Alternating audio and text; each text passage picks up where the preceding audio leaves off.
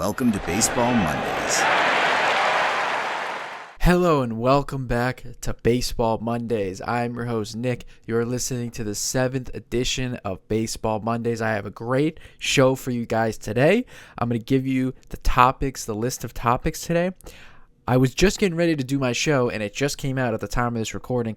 A big-time injury update. As you can see by the title of this video, Tarik Skubal lands on the IL. The left-handed pitching, basically best pitcher in the game, lands on the IL with loose bodies in his left elbow. He's got to get that taken care of.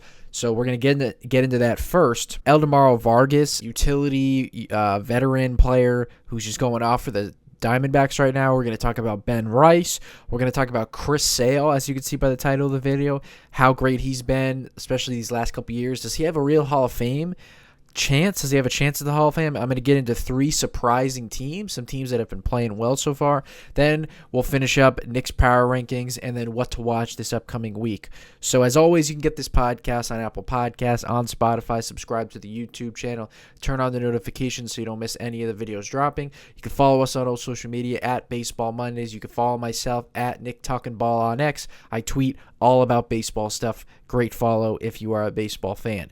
So let's waste no time. Let's get right into the video. Like I said, we'll start with some injured stars. All right, this wasn't going to be on my video until, again, about 20 minutes ago. This just came out. Tarik Skubal lands on the IL, loose bodies in his left elbow. Similarly just happened to Edwin Diaz, the closer of the Dodgers. Loose bodies, just got to get that taken care of, cleaned up. Usually takes about 2 to 3 months.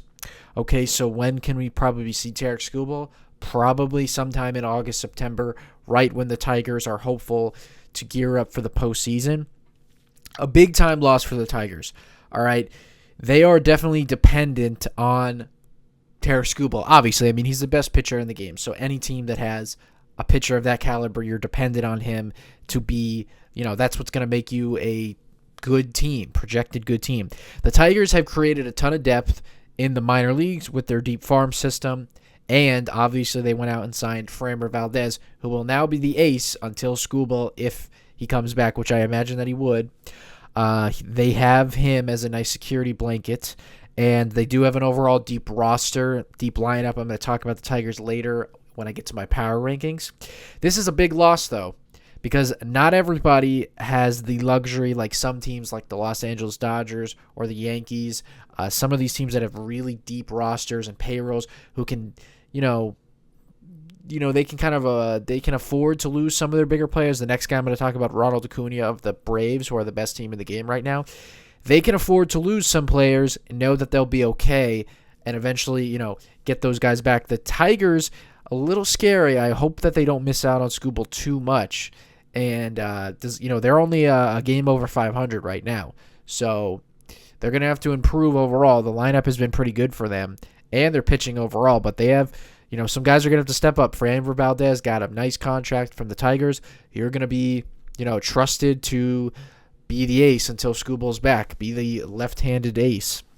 So that is a big-time blow for the Tigers. I think they can cover it. I still think they find a way to make it into the postseason. This was a team that I was very high on to have the most wins in the American League.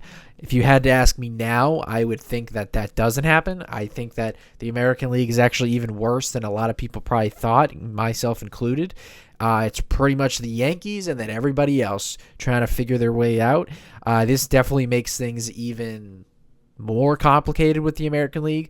It makes the AL Central even more wide open for teams like the Guardians, maybe even some other teams to bounce back, like Royals, Twins, White Sox, who knows? So, big blow for the Tigers. I think ultimately they'll cover it, probably get into the postseason as a wild card team again. Hopefully, Skubal can get back. This does mean a lot, of course, for his free agency. He is the most anticipated free agent going into this offseason, who's projected to get anywhere from 3 to 4, maybe even more, $100 million, 3 to 400. So that definitely sucks. I don't know how that will affect that. I mean, if he's able again to come back August, September, show that he's healthy, maybe even do some good things in the postseason, probably ultimately doesn't lose anything. But obviously an injury to the elbow, very, very scary. to a guy who is, I believe, 29 years old at this point, 28 years old. So that sucks. Obviously, Skubal's not going to get a chance to potentially win his third straight Cy Young. Big blow for the Tigers. I think they can cover it, but guys are going to have to step up. So that will lead me into a couple other guys that have gone down with injuries. The next one, Ronald Acuna Jr., grade 1 left hamstring that he suffered over the weekend in Colorado. Probably looking at a month. Like I said about teams that can cover injuries, the Braves are definitely one of those right now. The Braves have the best record in the in the National League, and Acuna hasn't even been Acuna yet. He hadn't even got off to a good start. Basically was like a league average hitter. So, they've been really relying on guys like Michael Harris, Matt Olson, Ozzie Albies, Chris Sale, their incredible starting pitching so far, and I'm going to get into the Braves later.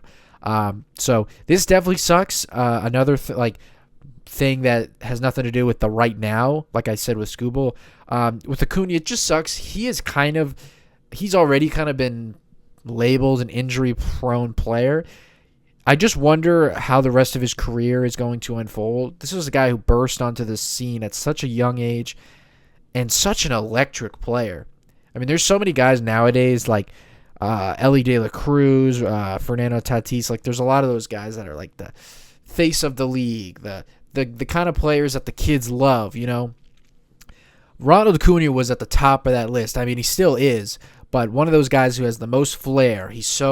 He's got so much like swag on the field. You see all the colors he wears: his batting gloves, his elbow guard, leg guard, his glove, his batting gloves, his cleats. Like, everything looks so cool. He's got so much flair. He's got huge power. He's got great speed.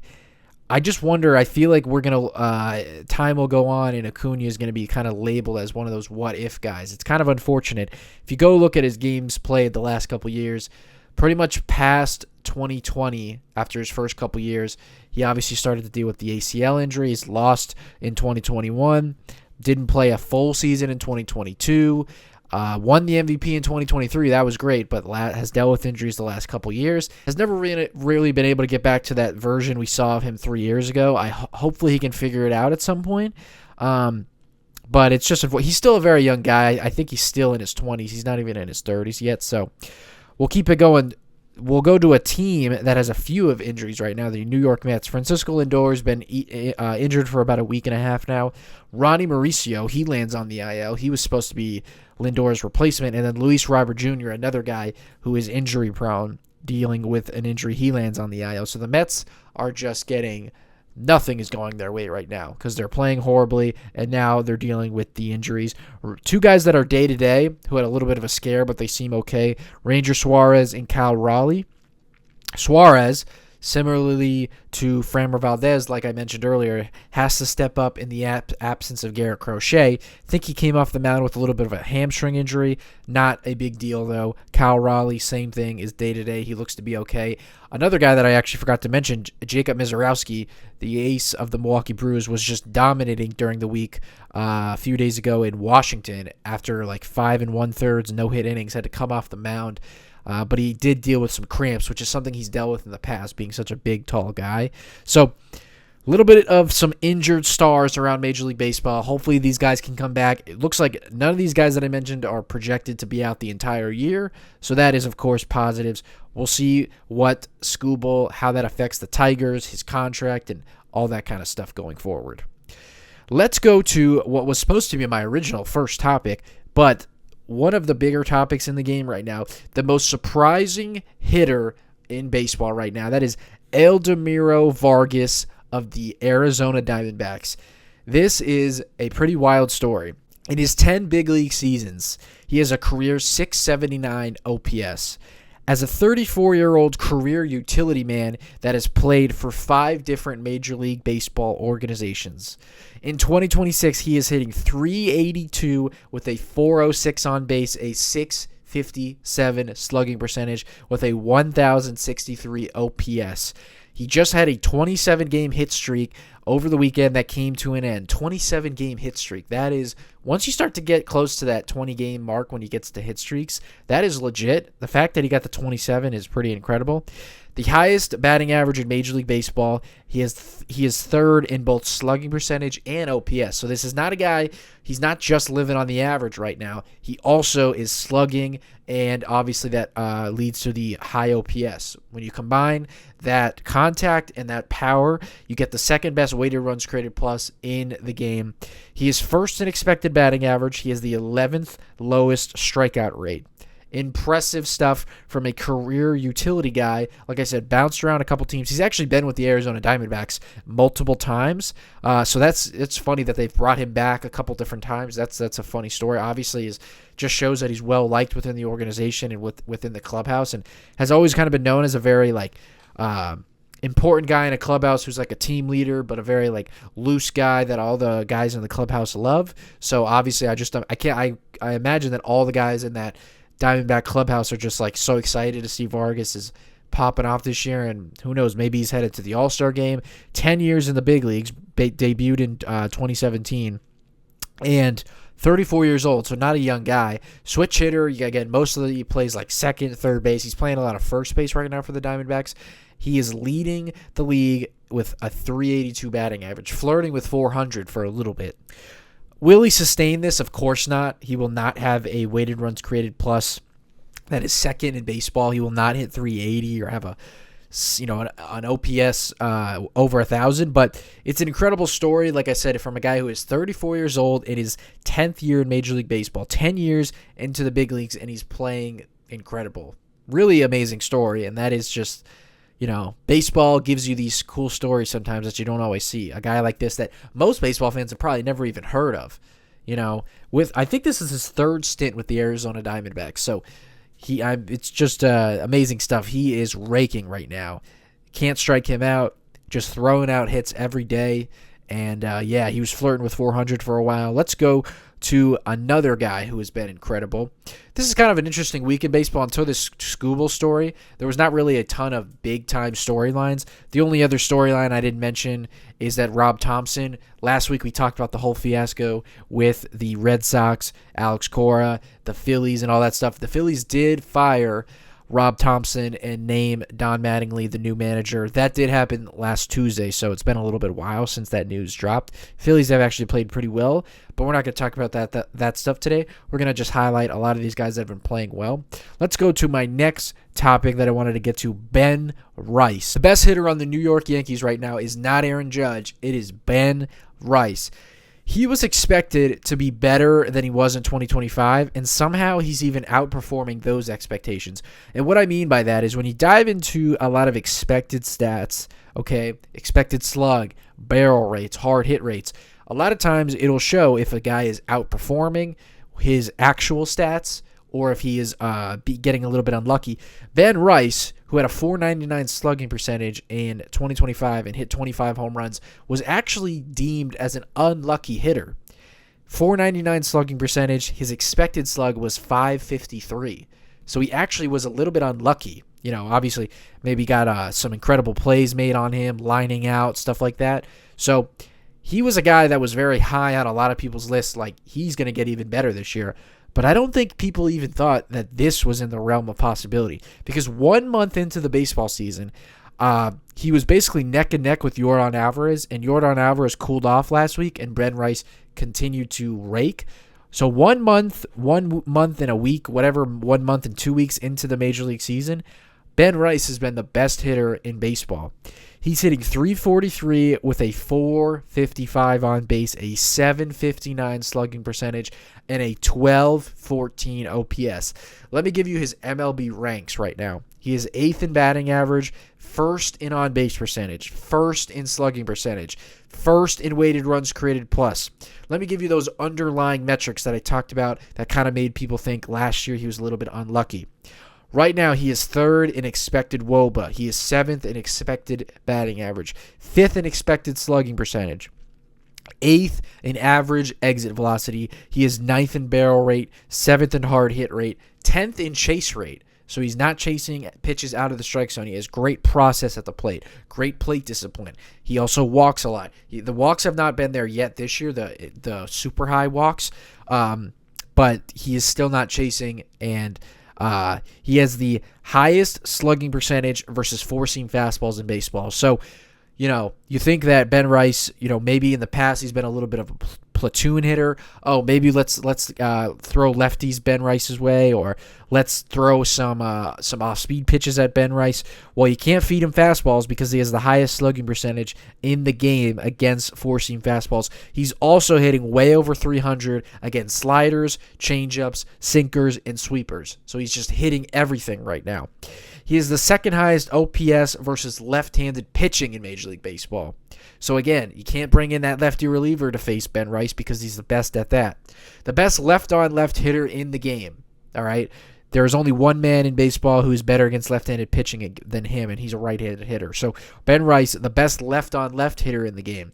There isn't a way to get this guy out right now. You can't make him face lefties. You can't throw him off speed pitches, changeups, heaters. He's crushing everything. He's crushing everyone.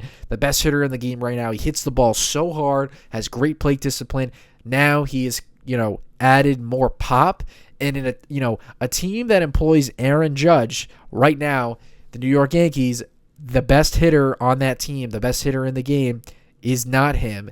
It is Ben Rice. Incredible stuff. Who knows if he'll maintain this? If he maintains something like this, he's on his way to the All-Star game, All-Star team. He's looking like the best first baseman in the game. Can he get into the MVP conversation? We'll see. I think at some point Judge will, catch up to him. But Ben Rice looks like a lock to be a top 10 hitter in the sport this year, and maybe even a lock to be a top 5 hitter in the game this year. Incredible stuff from a guy that is pretty young in his major league career. And another thing that's impressive about Ben Rice is that he was not a highly touted draft pick. Not a highly touted draft pick. And not a highly touted prospect. An 11th round draft pick, I believe, and a guy who was also drafted, I think, in 2020 with the COVID season when the draft at the time was shortened. So not a lot of eyeballs on him with COVID during that year, coming out of the Connecticut area, was just a catcher that didn't have a lot of eyeballs on him, and now has turned himself into the best first baseman in the game right now. That is, it's crazy. Credit to the Yankees, the scout that found him, the organization, their trust in him, getting him away from catching and seeing what he has potentially in the bat. He has turned himself into a legit MVP candidate. And again, a guy that I think is a lock to be a top 10 hitter in the game when you look at OPS and weighted runs created plus by the end of the year. And if you were to ask me, really, I would think probably top 5 in the sport. So credit to Ben Rice. He has been amazing. Let's go to the other guy that I wanted to talk about. As you can see by the title of the video, Chris Sale, the left-handed ace of the Atlanta Braves, the surging Braves, the red-hot Braves, the best team in baseball right now. Some interesting stuff with Chris Sale. With Clayton Kershaw retiring a year ago, and Max Scherzer and Justin Verlander probably a year from retiring, this is probably their last year, Chris Sale kind of becomes the new old guy that is still incredibly elite. The 37-year-old is having another elite season. He just won his first Cy Young 2 years ago in 2024. A guy who famously would finish second in the Cy Young for so many years. I'm going to get into some of those numbers, but let me give you what he's doing right now in 2026 as a 37-year-old. 12th in K per 9. He is 9th in strikeout rate, 8th in batting average against, 7th in whip. He is 6th in total strikeouts. All right. Some of his underlying metrics to show how great he is: 6th in expected batting average, 4th in chase rate. So a lot of guys are chasing that nasty trademark slider of his. Like I said, he's 9th in K rate, 10th in hard hit rate. Chris Sale, the 37-year-old, is just dominating right now. 42 innings pitched, 49 strikeouts, a 2.14 ERA in 7 starts this year. He has a whip under 9 at .90.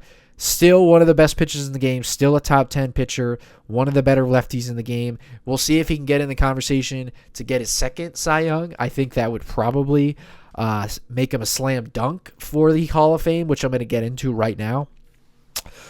Does he have a chance at getting into the Hall of Fame? This late season resurgence that he's kind of had ever since he got traded away from the Red Sox a few years ago has really given Sale a real chance at the Cy Young, where early in his career with the White Sox and then also getting traded to the Red Sox, looked like a guy with the strikeout numbers he was piling up in his career, the innings, just some of the records he was, setting.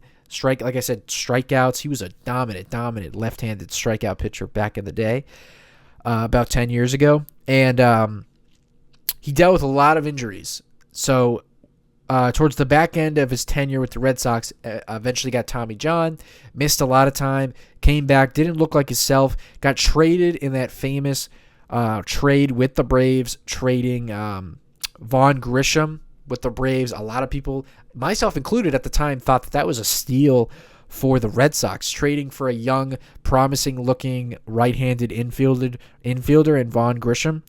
And the Red Sox were able to get rid of Chris Sale and at the contract he had at the time, but he had been very injury-prone. Well, guess what? The Braves have turned that into a ace, even at his older age. And again, I just wonder with this kind of resurgence and dominance at the back end of his career, I think it gives him a real shot at the Hall of Fame. And I don't think a lot of people really had him in that class with guys like Kershaw, who just retired, Verlander and Scherzer, who are like the old school, older guys who are retiring. I feel like we need to start to looking at Chris Sale in that vein. I think he's headed in that direction as well. So, again, when you look at his Hall of Fame candidacy, he doesn't have the innings that a lot of guys have who have been in the Hall of Fame and who are on that trajectory. But I do think that with the way baseball is played nowadays, we do need to look at inning totals and all that stuff. It's different now. Nowadays pitchers don't really throw 200 innings anymore. So I just think that as time goes on when it comes to the Hall of Fame voting, we're going to need to change our view and our opinions on guys who throw innings. But let me give you some all-time rankings on Chris Sale and where he ranks. This is minimum 2,000 innings. He has just over 2,000 innings in his career. He is first all-time in Ks per nine and strikeout rate. First. All right, he is the best K per nine strikeout rate of all time. The 8th lowest batting average against of all time. He is 4th in WHIP. All right, he has a career 2.99 ERA. He is only 372 strikeouts away from 3,000.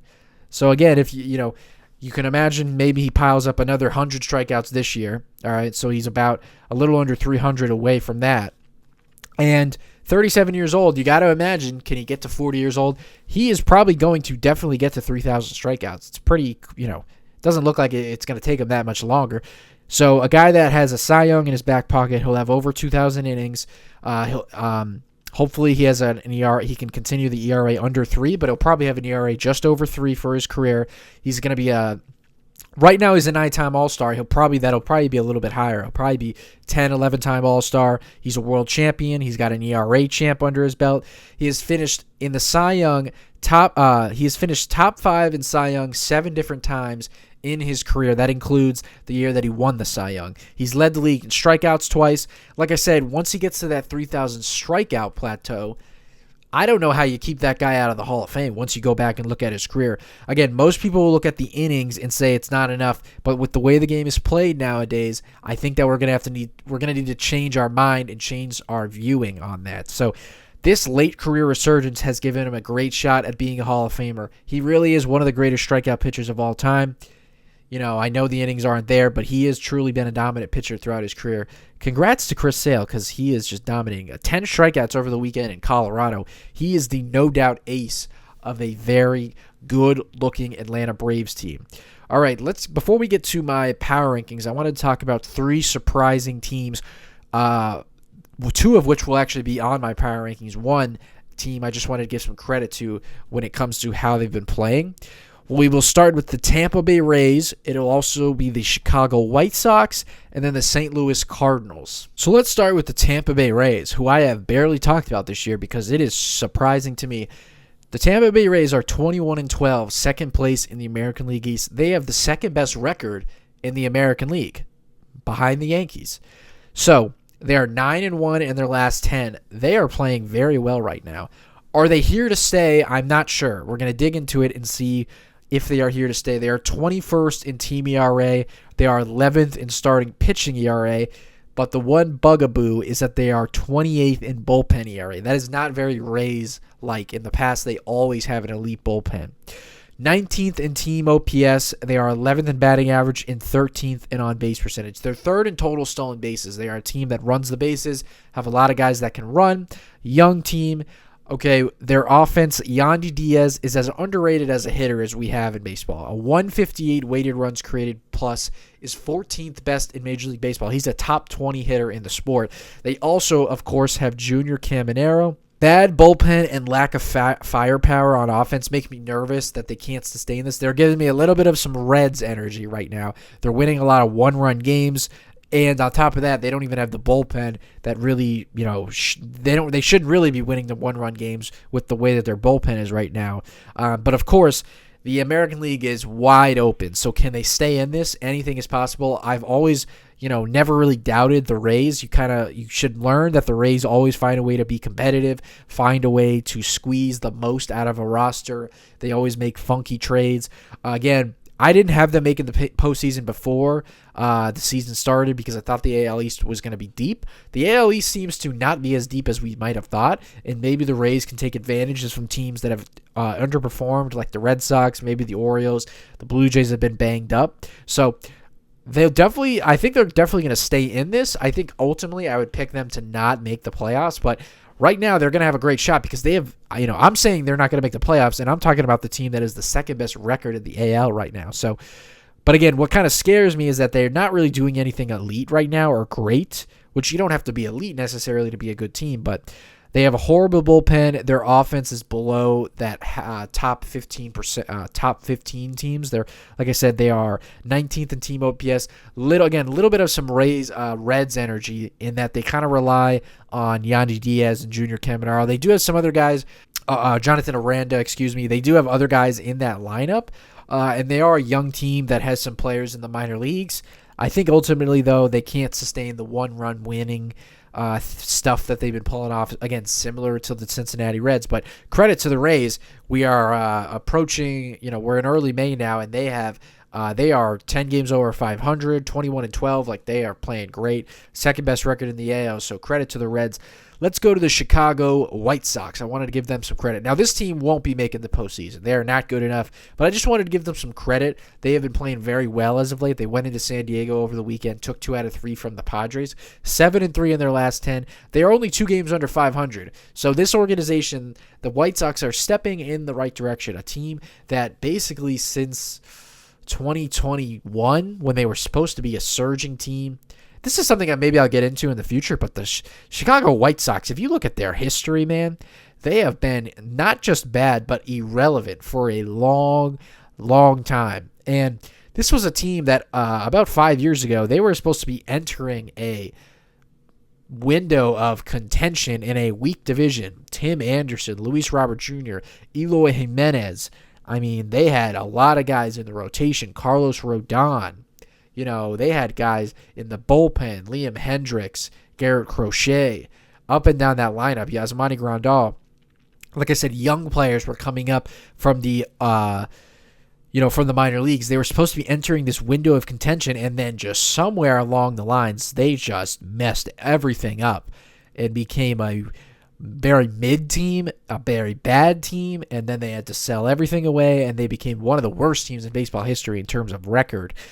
And ever since about 2023, 2024, they have turned the page, looked to do a rebuild, and I feel like they are finally starting to see the light at the end of the tunnel of this rebuild. All right, like I said, only 2 games under 500. The organization and this team are improving year by year, and like I said, they're starting to see the end of the light of the tunnel. We know about Murakami. He's tied for the league lead in home runs with 13, and he has an OPS of 900. What about the other guys, though? Colson Montgomery, the 24-year-old shortstop of the White Sox, has a 130 weighted runs created plus with 9 home runs. He also has been playing elite defense at shortstop. Second among all shortstops in outs above average. He might be viewed as a top 10 shortstop in baseball when this season is all said and done. A big, strong left-handed hitter gives me a ton of Corey Seager vibes, Big time pop. If you go and look at his career numbers ever since he debuted last year, he already has like 40 career home runs, I think. He has been raking since he got to the big league level. And then on top of that, he plays elite defense. Exciting stuff for the White Sox. How about Miguel Vargas, who the White Sox, of course, got in that Dodgers trade 2 years ago? Still is only 26 years old, very young guy. 120 weighted runs created plus with a 16.6% walk rate. That is 14th best in Major League Baseball. Like I said, he's only 26 years old.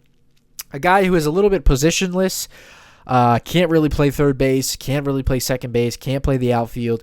Murakami's at first, so DHing, playing some third base, but he's always been a guy who has the potential to hit and has great process at the plate with plate discipline. A young team that has a ton of top prospects who are debuting or getting close to debuting.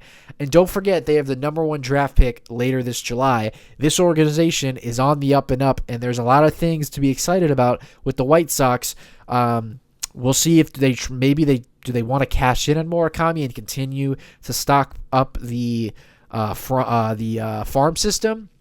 Do they want to keep him around? Maybe 2027. They feel like it's time that they can contend. They have a lot of guys. Noah Schultz, who came up, top prospect to make his debut. So this organization is looking good. I just wanted to give them credit. The best thing you want to, when you go into a rebuild, and you stockpile a lot of players in your farm system, and you're kind of going to be a weak team at the major league level, the best thing you can see is the best thing you can do is improve year by year by year. Right now, they've been doing that, and you never know in this wide open American League. Again, they won't make the postseason because they just don't have the pitching, they don't have the firepower, they don't have veterans on the team. They're all very young, but a young, exciting team that has some exciting pieces right now. Shout out to the White Sox. I know it's been a dark couple of years. It's been a dark, like 10, 15 years, honestly, but really sucks that they were supposed to be entering a window of contention really in the 2020s decade, and it's been nothing but that. But maybe at the end of the 2020 decade, we will see a new White Sox team that was supposed to be that White Sox team. Let's go to the St. Louis Cardinals, the last team. I wanted to give them credit as well. This is the team that I think out of all three of these, I think they have the best chance to stick around and actually maybe get into the postseason. It's just going to be harder for them because they're in the NL, which is way better than the American League, and they're in the NL Central, which is very crowded right now, looking very good. But they are 20-14, tied with the Reds for second in the NL Central. They just took 2 out of 3 from the Dodgers over the weekend, so that is great. This team can hit, all right? They're a young, exciting team that has some offensive pieces right now. They are 9th in team OPS. They are 9th in team slugging percentage, 7th in weighted runs created plus. So this team can hit, all right? Now they're 23rd in team ERA. The pitching is what kind of holds them back, and why ultimately, if I had to pick, do they make the playoffs? I would say no because of their pitching. But of these three, I think they have the best chance at getting in.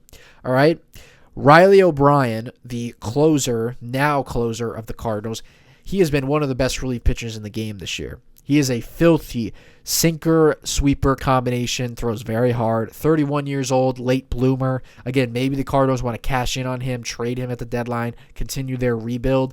They're a team that now has a very young, exciting team. And I talked to you guys before the season that I thought the Cardinals could have a quick turnaround. When you look at a lot of these young guys, J.J. Weatherholt, Jordan Walker, Mason Wynn, they have a lot of exciting players that are young, and I think that if they can continue to add to that, this could be a very quick rebuild. All right, I just wanted to list some of these offensive players in their lineup right now. Jordan Walker, who I've talked about before, his improvements, what he's done to improve his offensive numbers, a 168 weighted runs created plus. That's top 10 in Major League Baseball. He's been a legit top 10 player in the game this year. Ivan Herrera, the catcher/DH of the Cardinals, who's always been a great hitter, is trying to figure it out behind the plate. A 140 weighted runs created plus. Alec Burleson, who now is the first baseman of the Cardinals, previously played a lot of corner outfield and DH, traded away Wilson Contreras, so Burleson could now have a shot to play first base. He has a 131 weighted runs created plus. And then J.J. Weatherholt, who's going to get a lot of votes in the National League Rookie of the Year this year, 126 weighted runs created plus. He is one of the best defenders in the game. They also have Mason Wynn at shortstop, who is one of the more elite defensive shortstops in the game, who has a weighted runs created plus over 100, so he's been an above league average hitter. When you combine being an above league average hitter with his elite defense and base running, Wynn can be one of the more valuable players in the league. They have an outstanding defense with those guys, Weatherholt and Wynn. That's one of the best double plays combinations in the game, and it's going to be for years because they're very young. They are elite defensively. All right. They also have other great defenders around that field. All right. With their age and their pitching, that the combination of that is why I think they're going to miss out on the postseason in the end. But they have become an exciting team. And again, 20-14 is their record. They have played very well. So let's go to Nick's Monday Power Rankings before we wrap up. We're going to start off with a couple of those teams that we just mentioned. All right. So let's start out the 10 spot, the St. Louis Cardinals that I just mentioned. So I'll be quick with them. They're 20-14, second in the NL Central. All right.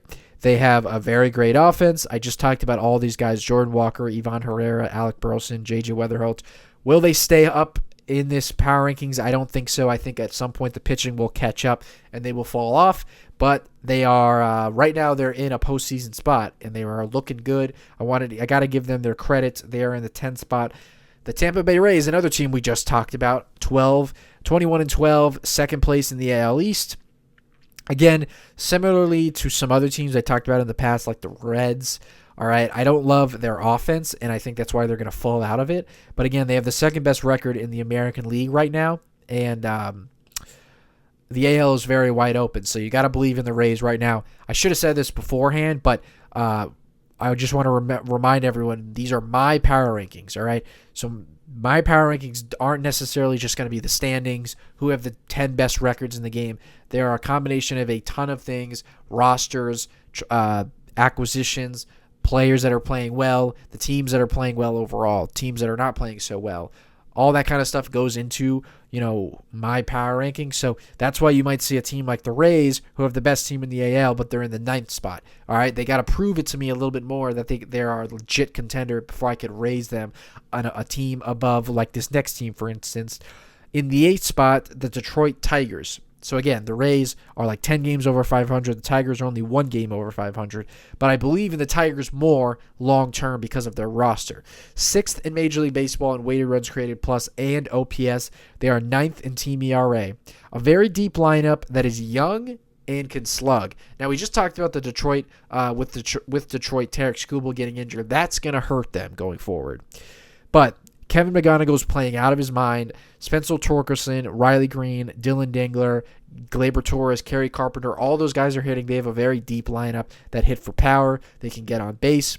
I think they're going to continue to get better. I've been very high on the Tigers all season long. I love their pitching. Obviously, Skubal is going to affect that massively. We're going to have to see going forward how they can cover that up.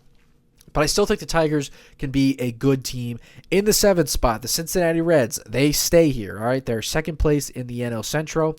All right, they're starting to get a little bit more offensive contributions from guys outside of Ellie De La Cruz and Sal Stewart. Spencer Steer and Dane Myers, 2 guys that have played well as of late. Hopefully those 2 guys can help out, like I said, Cruz and Stewart, because the Reds have been a little bit of a 2-man show offensively. Now, the pitching has taken a dip, all right. Previously, they were top 5 in bullpen ERA. They are now 15th. All right, it's going to be difficult for them to sustain this offense that's not great. The bullpen's now taking a hit.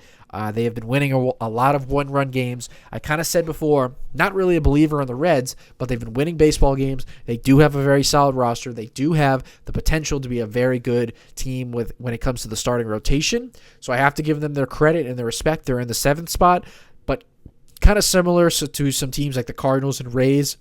I would expect them to begin to drop off soon. Let's get to the 6th spot, the Milwaukee Brewers. All right, playing a little bit better as of late.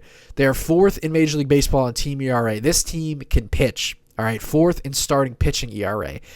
Their bullpen is also back up to 8th. They had struggled previously in the beginning of the year, but that is more like Brewers baseball. Good starting pitching and a great bullpen. Like I said, top 10 in baseball in ERA when it comes to the bullpen. They've unlocked Kyle Harrison, and Jacob Mizorowski is striking out the world. They have an elite rotation right now. Kyle Harrison, lock in on that.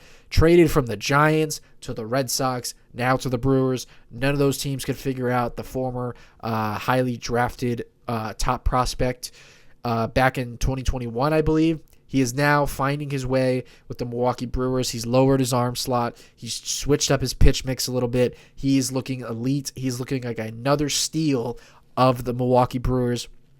Oh, and by the way, Bryce Terang has a 160 weighted runs created plus. He's becoming quickly a top 15 player in the sport. I believe in the Brewers. I've always believed they are one of the better organizations who now the last couple of years have added a lot of impact players. Bryce Terang, Jackson Chourio, Christian Yelich is a great player, William Contreras, Jacob Mizorowski. Like, these players take their ceiling much to a much higher level. I believe they're going to continue to climb up this list as they get more healthy. I have liked the Brewers. I would still bet on them to win the NL Central. Let's go to the fifth spot.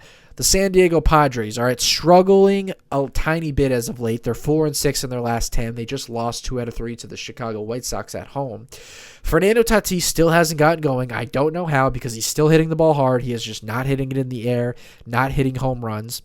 But Manny Machado and Xander Bogaerts have gotten going. That is massive. All right, 2 guys that they really need to hit. I believe this team will stick around all year.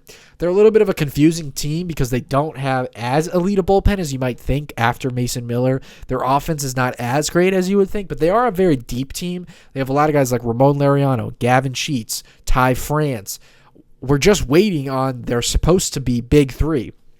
Jackson Merrill, Jackson Merrill, Manny Machado, Fernando Tatis. We're just waiting on those guys to really pop off. But, I think that they have one of the better records in the game, and they really haven't even gotten going yet. They're going to get some guys back from injuries in that rotation. They're always going to make moves. I believe in the Padres, but I do want to see the offense and some other things like start to look real. All right, because if not, they can start to take a dip here. Let's get into the 4 spot, a hot team right now, the Chicago Cubs, up a spot from where they were a week ago. This Cubs lineup is just so deep, man. They are 5th in team OPS and slugging percentage. They are 1st in OPS. All right, Ballesteros, Seiya Suzuki, Ian Happ, Carson Kelly, Nico Horner, all those guys are raking. They're even getting contributions from Matt Shaw and Dansby Swanson. The lineup is so deep right now. We haven't even gotten Alex Bregman and Pete Crow Armstrong going yet. Those guys, especially Bregman's going to get going at some point. This team has a real shot to reach a World Series this year. That's how good this lineup is, and they're getting contributions in their rotation. Shota Imanaga. They're going to make moves probably to improve the bullpen at some point, even though it hasn't been that bad at the deadline. They have a deep farm system. I like the Cubs. They might have even passed me for the Brewers, but I still would bet on the Brewers because I do believe in them. But the Cubs look very good. Down to the 3rd spot, the lowest they've been ranked all year, the Los Angeles Dodgers. Okay, by their standards, by their incredible back-to-back champion standards, they're struggling a little bit right now. Okay, they're 5-5 in their last 10, still towards the top of the leaderboards in most offensive categories. Max Muncy, Andy Pages, those guys have been incredible all year offensively. They've been carrying a lot of the loads, but we're still waiting on some of the big guys to get going. Obviously, Mookie Betts has been injured, but Kyle Tucker hasn't really done anything yet, and we're in the first week of May. Freddie Freeman, who got off to a decent start, has cooled off the last couple weeks. Shohei Ohtani really hasn't gone on one of his hot Shohei stretches yet. We know he's been pitching incredibly, but still hasn't gone on to put up those offensive numbers that we're used to. They're close to getting back Mookie Betts and Blake Snell. We know how deep this team is. We know how good this team is. We know they're going to be here in the end. We know that they go through these lulls at some point. They're going to turn it on and have one of the better records in the game. They are the best team on paper. They are the deepest team on paper, but a little bit of some injuries right now, waiting for some guys to get back. The offense has gone a little bit cold, so they have to drop. They were not able to they lost 2 out of 3 from the Cardinals over the weekend, so, got to ding them. To the 2 spot, the New York Yankees. All right, they are just rolling right now. This team's on fire right now. They just took 2 out of 3 from the Rangers in Texas, and they just took 3 straight from the Orioles, looking to sweep them today in a 4-game set. Aaron Judge is breathing down the neck of Ben Rice, who's been the best hitter in the game right now. It's not Aaron Judge, it's Ben Rice. Ben Rice has been amazing. He's the best hitter in the world right now, but Aaron Judge is also breathing down his neck. He is right behind him. They have the 2 of the best offensive players in the game right now. 4th in team OPS, they're 1st in home runs, while also being 1st in team ERA. When you combine this offensive power and elite pitching, you get by far the best team in the American League. They are very deep. Cody Bellinger has been heating up as of late. Would love to see Jazz Chisholm get going, but Jose Caballero has even made it difficult for the Yankees to consider calling up Anthony Volpe, who is down in the minor leagues. They're getting contributions from a lot of guys. I know Stanton is on the IL, but they just called up Jason Dominguez. He went deep yesterday. The starting rotation looks amazing. The Yankees look like the easy favorite to go to the World Series in the American League, but we're a long ways away from that. Let's get to the one spot. The best and hottest team in the game right now, the Atlanta Braves. A record of 25-10, one of their best starts in franchise history.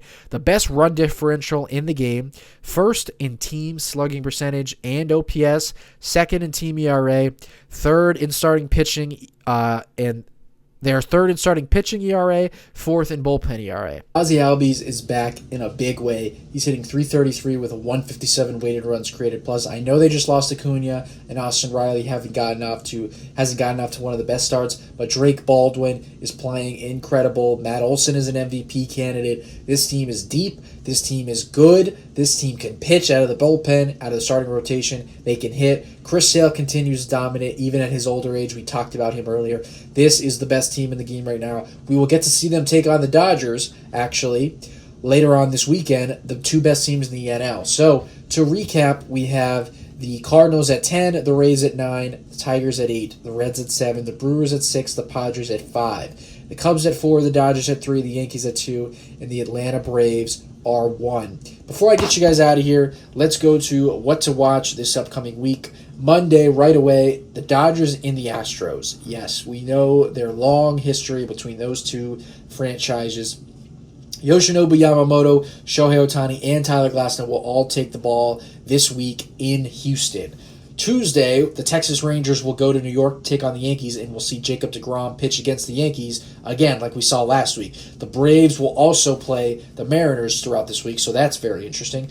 Later this weekend, the Yankees will play the Brewers in Milwaukee. That is nice. And then, like I said earlier, the Dodgers and Braves will match up in LA, the two best teams in the NL. Maybe some people believe the two best teams in baseball. So that is what I have to look forward to this upcoming week. That is all I have for you guys this week on a very exciting week of baseball. As always, you can get this podcast on Apple Podcasts, on Spotify. Subscribe to the YouTube channel. Turn on the notifications so you don't miss any of the videos dropping. You can follow us on all social media at Baseball Mondays. You can follow myself at Nick Talking Ball on X. Thank you guys so much for listening. I will see you guys in a week from today to recap the following week in Major League Baseball.